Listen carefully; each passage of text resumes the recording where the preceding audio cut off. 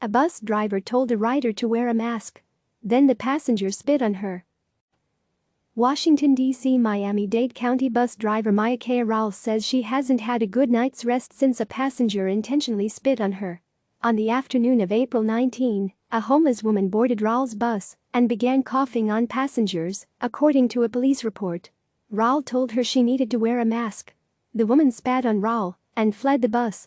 Miami, like many transit systems, requires passengers to wear masks during the COVID-19 pandemic. Rolle cleaned herself off with Clorox wipes and hand sanitizer as she waited for police to respond. She was later tested at a hospital. When she returned home, she undressed outside and threw her uniform in the garbage. Rolle has yet to return to driving a bus. "That's how I feed my family.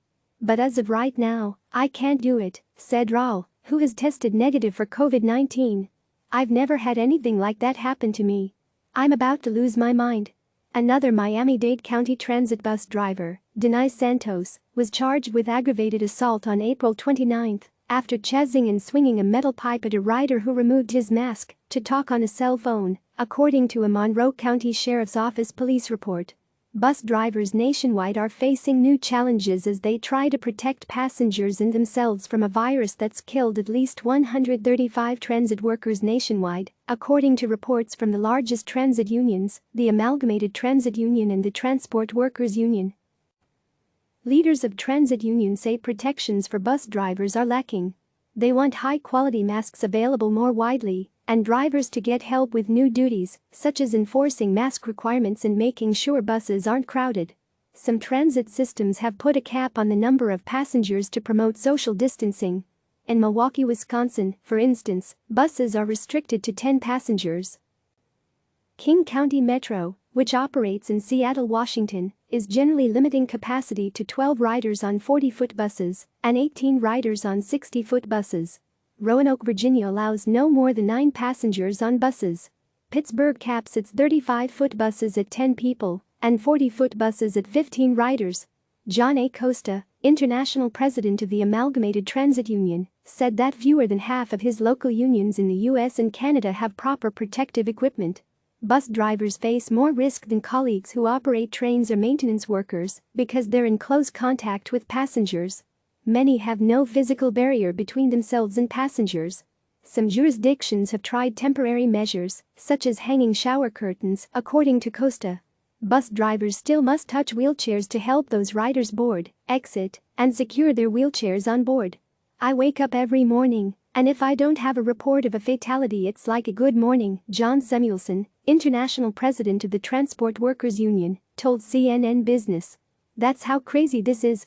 Governments and the private companies that operate some buses and trains know they must protect drivers and riders so that ridership eventually returns to levels before the pandemic." Thierry Mallet, CEO of Transdev, which operates transit systems in 18 countries and has 82,000 employees, said many riders will shift to personal cars. "We have a key challenge," he said. "We need to reclaim the trust and confidence of our passengers. Transdev is considering offering hand sanitizer on all of its buses and trains," he said. Transit operators run into practical and cultural hurdles as they take steps to protect workers and passengers. Buses used in U.S. transit systems generally aren't designed to distance drivers from passengers. And some passengers refuse to wear masks. European countries like France, Germany and the Czech Republic are requiring masks nationwide as they prepare for a return to regular service and ridership. Unions representing U.S. transit workers, including the Amalgamated Transit Union, Transport Workers Union of America and AFL-CIO, have called on the Federal Transit Administration to require that passengers wear masks nationwide.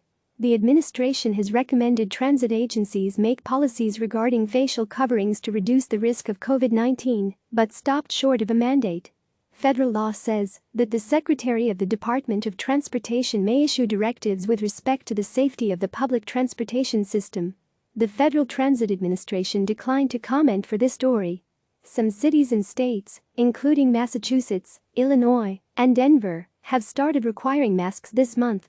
Others, such as New York City, already had requirements. Requiring masks isn't a panacea, and the requirements can be hard for drivers to enforce. Even worse, they may trigger a backlash or dangerous incidents.